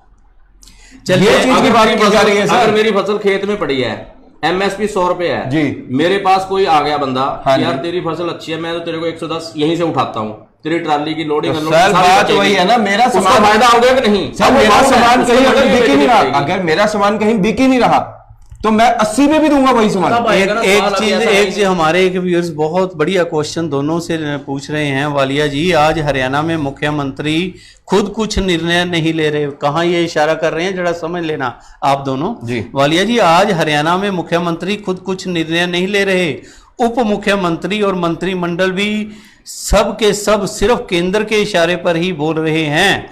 क्या इसलिए हरियाणा में सरकार बनी थी? अगर ऐसा करना था तो राज्य सरकारें बनाना बंद कर दो, बीजेपी सरकार ही सेंटर में चलने दो।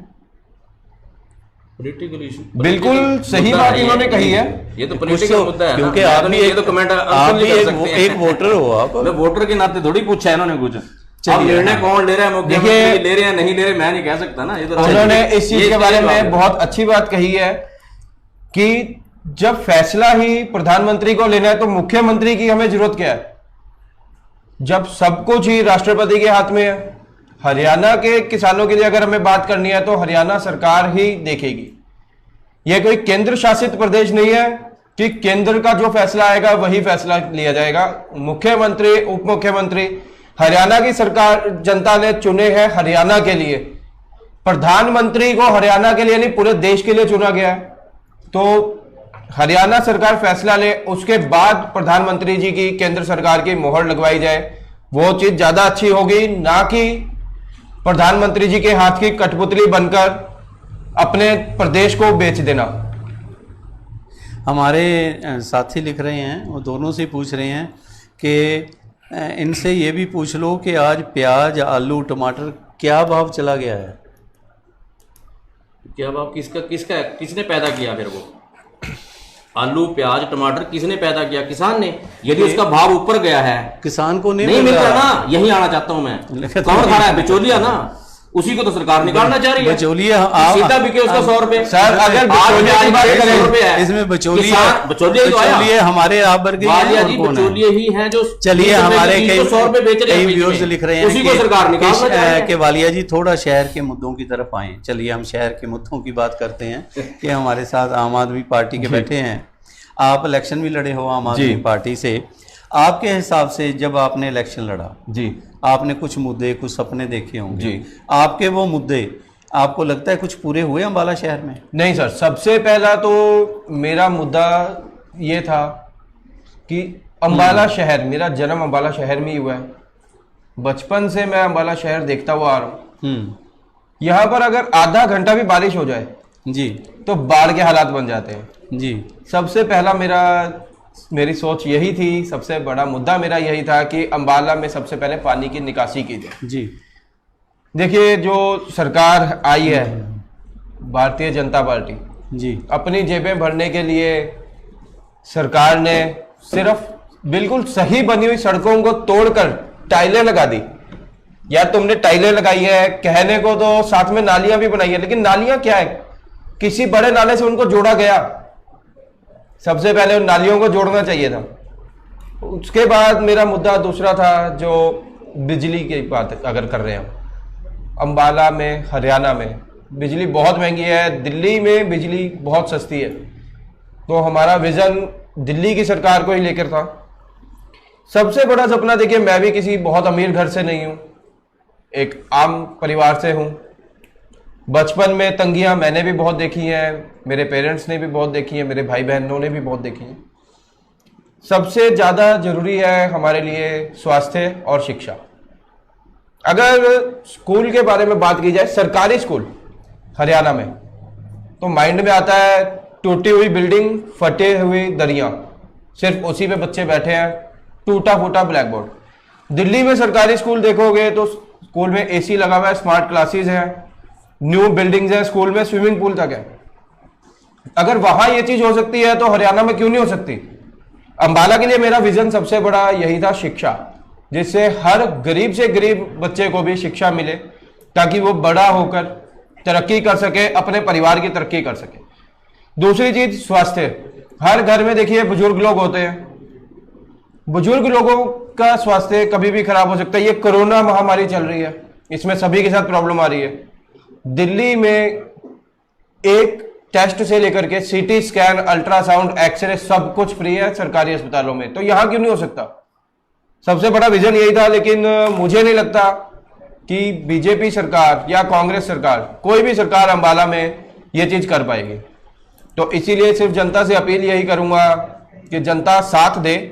दिल्ली में जनता ने साथ दिया है तो दिल्ली में तरक्की हुई है, अंबाला में भी साथ दे तो अंबाला में भी तरक्की हुई। चलिए, आपने 4 मेन इन्होंने पॉइंट रखे, इनके हिसाब से ये नहीं हुए या नहीं हुए? नहीं हुए सर, कुछ भी नहीं हुआ, कुछ भी नहीं हुआ। पानी की निकासी नहीं हुई सर, सबसे बड़ी बात है।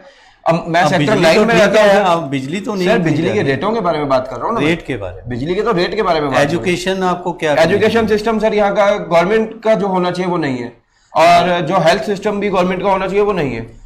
आप इसके बारे में कुछ कहना चाहेंगे? पहले इन्होंने शहर की नालियों की या ड्रेनेज सिस्टम की बात की। बिल्कुल, देखो जो सीवरेज सिस्टम है या पानी की निकासी का सिस्टम है जी, ये बिल्कुल से दुरुस्त होना चाहिए। ये एक मूलभूत सुविधा है जो हर नागरिक का एक अधिकार है जी। इसके अंदर जहाँ ये बहुत बड़ी समस्या है, अंशुल जी ने जो बताया, ये मैं इनकी बात से पूर्णतः सहमत हूँ कि पानी की निकासी अंबाला शहर की मेजर प्रॉब्लम है, जिससे हर व्यक्ति परेशान होता है। ठीक है, बरसात जब होने के बाद हम अपना उसको जख्म को शायद कहीं भूल जाते हैं, लेकिन ये बहुत भारी समस्या है। और इसके अलावा एक बहुत भारी समस्या आपके चैनल से बहुत बार उठा चुके हैं, जो स्ट्रे एनिमल्स, हमारा पशु की हैं जी। जहां इन्होंने अभी पीछे विषय उठाया था, गोरक्षा वाली बात थोड़ी आई बीच में संदर्भ, जहां हम गोरक्षा की बात कर रहे हैं जी उनको, लेकिन वो सड़कों पे रुलने के लिए नहीं होनी चाहिए। हमारी सड़कों के ऊपर आवारा जो है हमारी गोवंश है वो घूम रहा है, ये बहुत बड़ी समस्या है अंबाला के अंदर। अगर नालियों की है जो मतलब एक इतने साल के बाद शहर के अंदर जो उसका कायाकल्प होना चाहिए अभी, जिसमें और बहुत से सुधार की जरूरत है जी। हो क्या रहा है, काम हो रहा है, उसके बाद वो फिर टूट जाता है, कुछ नई पाइप डाल रही है, कभी कुछ नया डाल रहा है। अल्टीमेटली क्या होता है, जनता तो ठोकरें खाने पे मजबूर हो रही है, इसमें कोई दो राय नहीं है। और बिजली के बारे में आपका क्या कहना है? बिजली की जो रेट बिल्कुल, इनकी बात बिल्कुल सही है। बिजली और पानी दोनों के रेट जो है, बल्कि हम तो अर्बन एस्टेट में रहते हैं, अर्बन एस्टेट्स को और फालतू रेट जो है हमारे यहाँ पे इन्होंने लगा रखा है। बिजली के जो रेट्स हैं हमारे चंडीगढ़ वगैरह और उनकी बनिस्बत जो है यहाँ हमारे ज्यादा हैं, तो ये रेट्स बिल्कुल जायज है। इसके ऊपर भी आम जनता, आम पब्लिक है, जैसे अन्य मुद्दे हैं ऐसे ही जो सामान्य परिवार का व्यक्ति हैंड टू माउथ बिजली ये व्यवस्था उसके लिए भी होती है, उसके ऊपर भी सरकार को ध्यान देके कुछ रिबेट और कुछ राहत मिलनी चाहिए। एजुकेशन पे, एजुकेशन में काफी इन्होंने जो कहा है, जैसे दिल्ली मॉडल की इन्होंने बात की है, दिल्ली के अंदर अच्छा मॉडल पेश हुआ, तो इस प्रकार का जो सुधार है वो और ज्यादा सुधारों की जरूरत है। अभी हरियाणा सरकार द्वारा काफी मॉडल संस्कृति स्कूल बहुत से नहीं, नए बनाए जा रहे हैं। हम उसकी ऐसे ही सरकार प्रयास कर रही है कि धीरे धीरे जो है उस पैटर्न को भी, जो अच्छी बात है, जिसकी अगर दिल्ली सरकार की कोई अच्छी चीज है तो अच्छा कहने में कोई हम तो सामान्य नागरिक हैं, उसको अच्छा कहना चाहिए। वहां की अच्छाइयां जो हम अपने हरियाणा के लिए अडॉप्ट कर सकते हैं उसको करनी चाहिए, अडॉप्ट करके लागू करनी चाहिए। शिक्षा के क्षेत्र में स्कूलों का स्तर, जो प्राइवेट स्कूल जो फैसिलिटी बच्चों को अपने देते हैं शिक्षा की और सुविधाओं की, वो सारी की सारी सुविधाएं जिस दिन सरकारी स्कूलों में मिलनी शुरू हो जाएंगी उस दिन लगेगा कि हमारे स्कूलों का स्तर सुधरा है। और अगर हेल्थ की बात करें, स्वास्थ्य की, स्वास्थ्य सेवाओं की बात, या टेस्ट जो ये बता रहे थे कि वहाँ पे काफी टेस्ट हैं, जो सारे स्वास्थ्य सेवाओं की बात करें, ये स्वास्थ्य सेवाओं की कुल मिला के जो स्वास्थ्य सेवाएं हमारा वैसे तो बेहतर परिणाम रहे हैं कोरोना के अंदर, चाहे वो हमारे रिकवरी रेट्स रहे हैं इससे, और उसके उपचार के लिए भी जो व्यवस्था सरकार ने जितनी की हुई है अभी तक, ये टेस्ट जो है RT-PCR वगैरह का जो हमारा सरकार की तरफ से, जो पेशेंट एक्चुअल पेशेंट थे जिनको व्यक्तिगत तौर पे नहीं चाहिए था, अभी उनके लिए चार्जेज रखे हैं, अदरवाइज सब फ्री चलता रहा है। बेड हैं, सारा कुछ जो चीज प्रोवाइड कराते रहे हैं, फूड वगैरह, तो अच्छा, मैं उसके बारे में मैं ये कहना चाहूंगा कि सरकार ने अपनी तरफ से बहुत बेहतर प्रयास किया है कि लोगों को हेल्थ के प्रति सुविधाएं दे सकें। हमारे वीर गुज्जर जी हैं, ये लिख रहे हैं, वालिया जी यहाँ पर भी सब कुछ ठीक हो सकता है, हरियाणा में भी, लेकिन यहाँ की सरकार डैश, मैं शब्द नहीं पढ़ना चाहता, डैश है, दिल्ली सरकार साफ सुथरी सरकार है और बीजेपी ने पूरा जोर लगा लिया केजरीवाल के ऊपर, फिर भी कोई इल्ज़ाम तक नहीं लगा साबित करने के लिए, और वहाँ तो बिजली 200 यूनिट तक फ्री है दिल्ली में, ये लिख रहे हैं। ये देखो, फ्री कल्चर वाली हम ये इनसे भी उसमें मैं तो सहमत नहीं हूँ। फ्री कल्चर की बजाय अगर रेट्स को रिड्यूस कर दिया जाए या कुछ कर दिया जाए तो वो ज़्यादा बेहतर है। तो कोशिश की जाए कि स्लैब्स ऐसी बना के ताकि रिबेट सबको मिले, ऊपर से लेके नीचे को मिले, और आप और हम वही बीच में कड़ी रह जाए पीछने के लिए, ऐसा भी ना हो। हमारे एक साथी पूछ रहे हैं, विकास शर्मा जी हैं, बहुत देर से, उन्होंने 3-4 बार उन्होंने बात भी की, मैं बीच में नहीं ले सका, उन्होंने क्वेश्चन भी कहीं पूछे। उनका ये कहना है कि वालिया जी रोजगार की बात करो, रोजगार की, ये मेजर इशू हाँ है जी, बहुत बड़ा इशू है। बिल्कुल सही बात है सर, बहुत बड़ा इशू है ये। देखिए, कौन बात करेगा, कौन करेगा, पहले आप जो, जब बीजेपी सरकार, वादे तो बहुत किए हैं प्रधानमंत्री नरेंद्र मोदी जी ने, 1 साल के 2 करोड़ रोजगार, उन्होंने सिर्फ ये बोला था कि 1 साल के 2 करोड़ रोजगार जी, उन्होंने झूठा वादा नहीं किया था। मैं अभी भी जनता के सामने कह रहा हूं, उन्होंने ये नहीं बोला था कि हम 2 करोड़ रोजगार देंगे, उन्होंने सिर्फ रोजगार बोला था।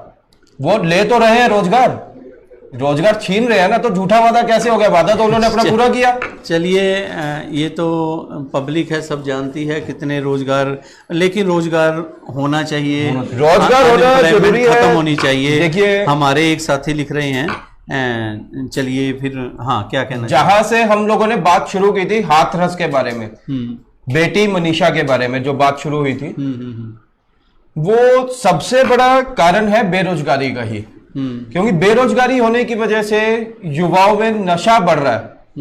नशा बढ़ेगा, उन्हें खुद के बारे में भी कुछ समझ नहीं रहेगा कि हम लोग क्या कर रहे हैं, कैसे कर रहे हैं और क्यों कर रहे हैं। तो ये बेरोजगारी की वजह से ही ऐसी वारदातें बढ़ रही हैं, जो बलात्कार की या चोरी डकैती की। चलिए, हमारे 1-2 साथी हैं सवाल लेकर, क्योंकि समय भी हमने देखना है। खूबर हैं निर्मल जी, ये लिख रहे हैं, अम्बाला में बस स्टैंड कब तक तैयार हो जाएगा? सर, MLA साहब ने तो इसका कब का उद्घाटन भी कर दिया, लेकिन पीने का पानी, वॉशरूम, लैट्रिन अभी तक नहीं है। ये सवाल है, आप कुछ कहेंगे इस पर? होना चाहिए, मैं यही कहूँगा।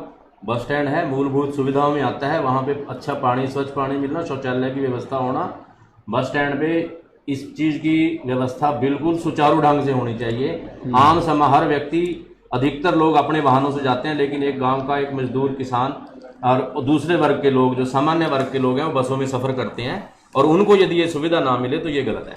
इसके साथ साथ मैं आपसे एक क्वेश्चन और जोड़ देता हूँ हमारे व्यूअर्स का। निर्मल जी लिख रहे हैं, ये सिर्फ चौकों के नाम ही बदले गए, चौकों पे बहुत कुछ लिखा है सर, बारे में मैं समझ सकता हूं आपकी बात। यदि चौक की बात की जाए, एक चौक पे मैंने RTI लगाई थी, बेटी बचाओ बेटी पढ़ाओ चौक पे, देखिए आप सभी अंबाला से हैं, वालिया जी आप ही से बात करना चाहूंगा। जी जी। अकॉर्डिंग टू यू उस चौक को बनाने के लिए कितना पैसा लगा होगा?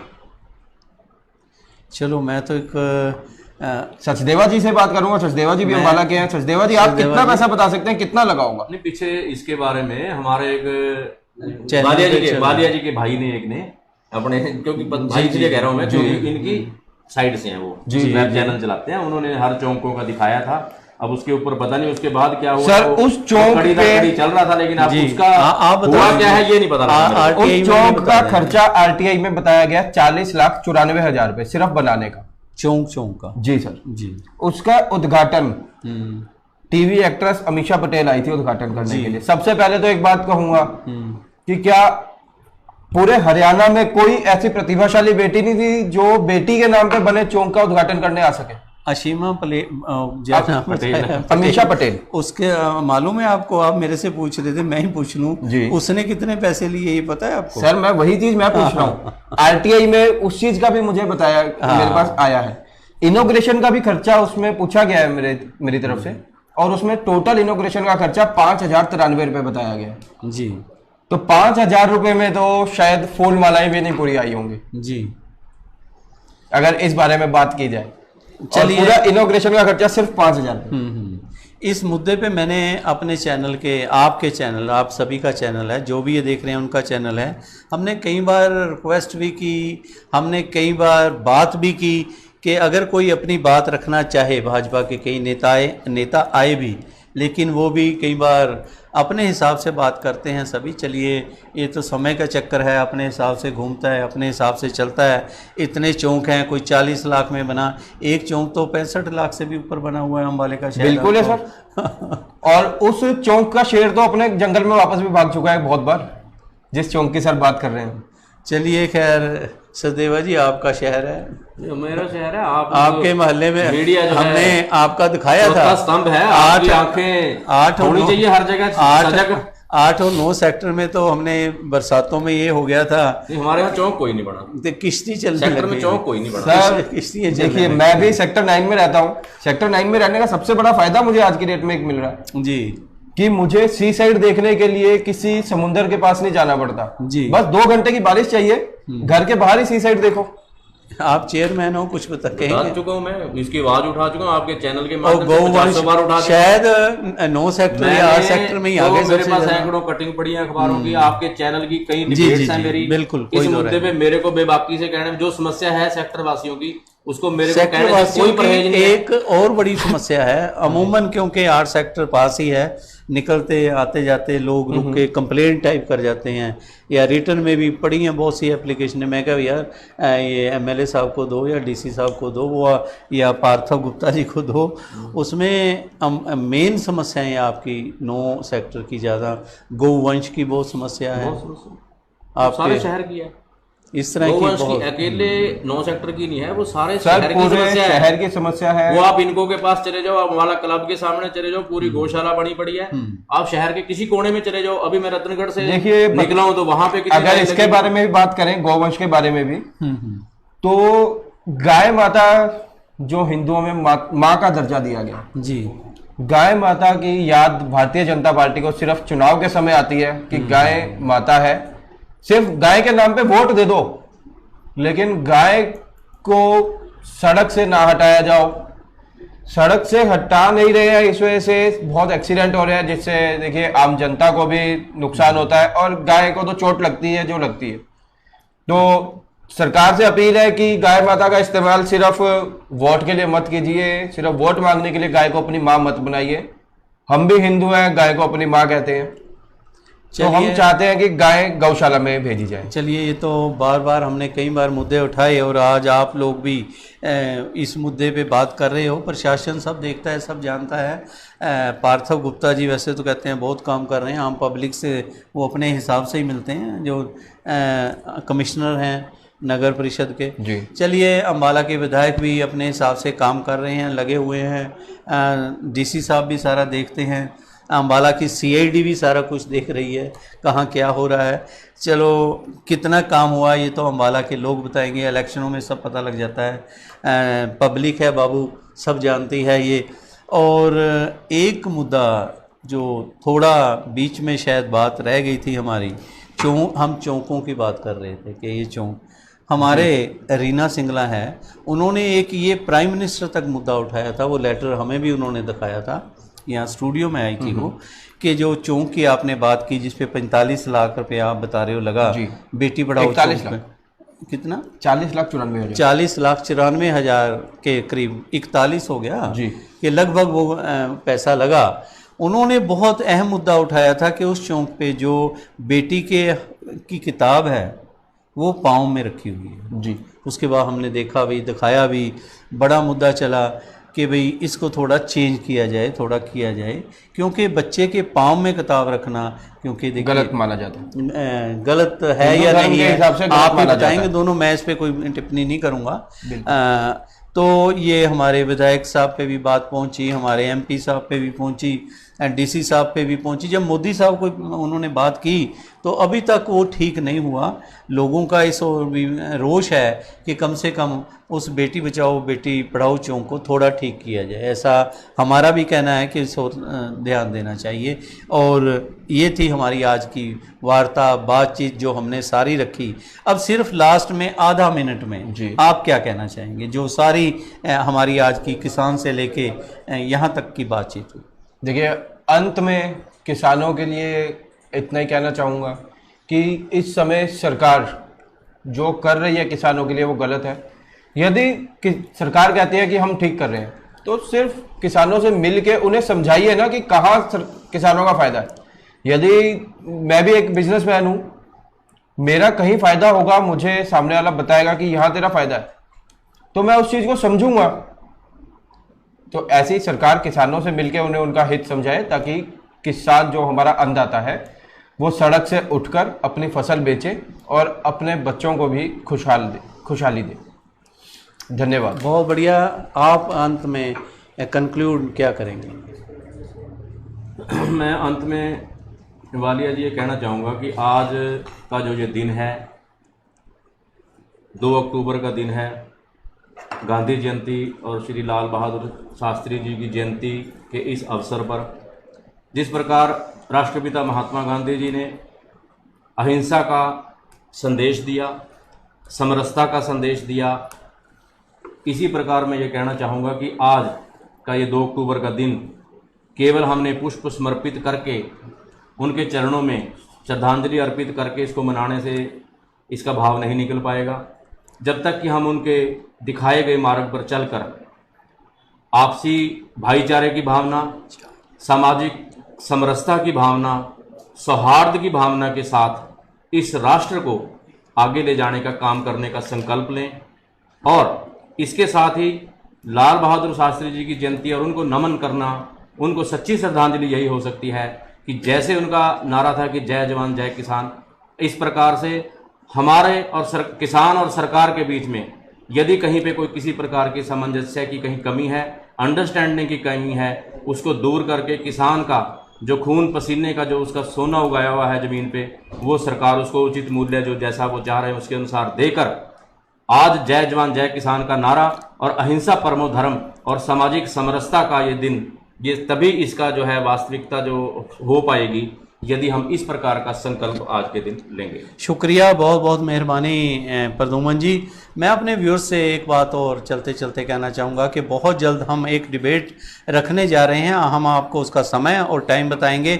वो है मूलभूत सुविधाएं, अम्बाला शहर की मूलभूत सुविधाएं, जिसमें बिजली, पानी, एजुकेशन, स्वास्थ्य, ये सारी बातों पे बहस होगी। उसमें हम चौक भी लेंगे, उसमें हम सड़कें भी लेंगे। मेरी ये रिक्वेस्ट है, वैसे तो हम मैसेज सभी को देते हैं, भाजपा वालों से भी हम अपने विधायक जी से मैं रिक्वेस्ट करूंगा कि आप अपना नुमाइंदा जरूर भेजें उस बहस के अंदर, ताकि सार्थक बात हो, वो अपनी बात भी रख सके कि हम एक तरफ दिखाई जाए इतना खर्च हो गया जी, ये हो गया जी, इतना लूट लिया जी, इतना खसूट लिया जी। कई बातें ऐसी होती हैं कि शायद खर्च हुआ भी हो, वो अपनी बात भी आकर रखें। उसमें हम आम आदमी पार्टी को भी शामिल करेंगे, कांग्रेस को भी शामिल करेंगे और बड़ी डिबेट हम रखेंगे। उसमें हम रिक्वेस्ट प्रद्युम्न जी से भी करेंगे कि हम इनको एज ए उसमें एक्सपर्ट बुलाएं, सारा निचोड़ ये भी अपने साथ बातचीत में रखें। अब अंत में मैं बातचीत करता हुआ कि हमारे स्टूडियो में जब भी कोई पहली बार नया मेहमान आता है, हमारा दीप एक्सप्रेस न्यूज़ उसका स्वागत ज़रूर करता है। मैं प्रद्युम्न जी से रिक्वेस्ट करूंगा कि दीप एक्सप्रेस न्यूज़ की तरफ से हमारे आज के मेहमान का आप स्वागत कीजिए। लो अंशुल जी।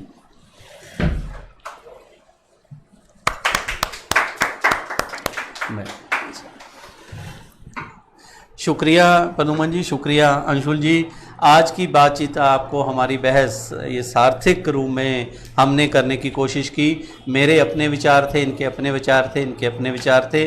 दीप एक्सप्रेस न्यूज़ और हम एक माध्यम बने आप तक बात पहुंचाने का, जनता की आवाज़ पहुंचाने का।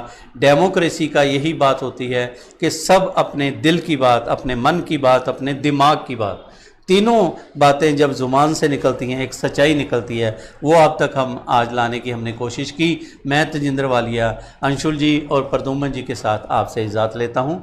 नमस्कार।